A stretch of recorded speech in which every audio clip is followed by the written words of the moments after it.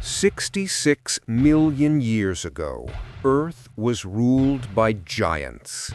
Among them stood one creature whose very name became a symbol of power and terror, the Tyrannosaurus Rex, the tyrant lizard king. But here's the question that puzzles even scientists today.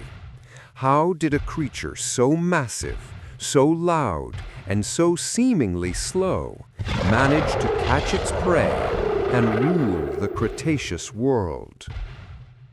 To understand the T-Rex, we have to strip away Hollywood's version, the roaring monster chasing jeeps through jungles, and step into the real science. Because, in truth, the T-Rex didn't need to be fast to be deadly. It was designed to win long before the chase even began. First, let's talk size. An adult T-Rex could weigh over 9 tons, stretch more than 12 meters long, and stand as tall as a 2-story building. Its head alone was over 1.5 meters long, a skull built like a wrecking ball. This wasn't an animal made for speed. It was made for domination. Its bite force was one of the strongest in the history of life, measured at nearly 6 tons of pressure per square inch. That's enough to crush a small car or bite through bone like paper. So maybe T-Rex didn't need to sneak up on anything. Once it got close enough, the fight was already over. Still, prey animals in its time, like Triceratops or Edmontontosaurus, weren't slow either. They could run, they could hide, they could fight back. So how did this thunder-footed beast manage to eat? Let's start with its senses. Despite its reputation for having tiny arms, T-Rex had one of the most advanced sensory systems of any dinosaur. Its eyes were the size of oranges and positioned facing forward, giving it binocular vision. That meant it could judge distance precisely, just like an eagle or a modern predator. And its sense of smell? Off the charts. The olfactory bulbs in its brain, the parts responsible for detecting scent, were enormous, rivaling those of today's vultures. T-Rex could smell prey from miles away, possibly even the scent of blood carried on the wind.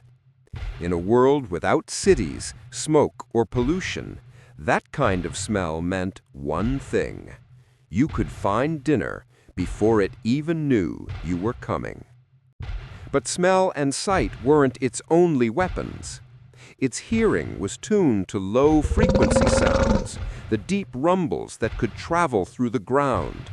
Scientists believe T-Rex might have felt its prey before seeing it, detecting vibrations through the earth like a living seismograph. Imagine standing still in the Cretaceous forest and hearing the faint tremor of footsteps miles away. To us, it would be nothing. To T-Rex, it was a dinner bell. Now, about that roar. Movies made it sound like a lion crossed with a jet engine, but the real T-Rex probably didn't roar at all. Instead, scientists believe it produced low, deep rumbling sounds, more like an alligator's growl or an elephant's infrasonic call. These low sounds could travel great distances, communicating dominance or warning rivals without giving away its location. In the prehistoric world, being quiet didn't mean being weak. It meant being clever. And speaking of clever, T-Rex was no dumb brute. Its brain was large for a dinosaur, especially in areas for vision and coordination. It could track moving prey, plan attacks, and remember territories.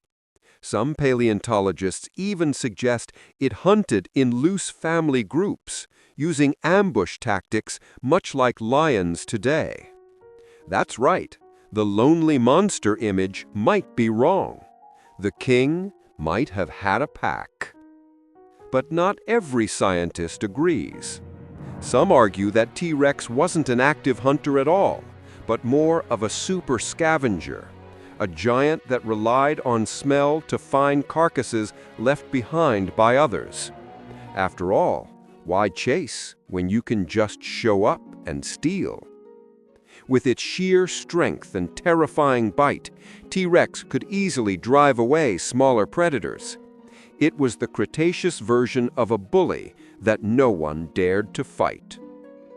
But fossils tell a different story, one of broken bones that healed and bite marks found on living prey species.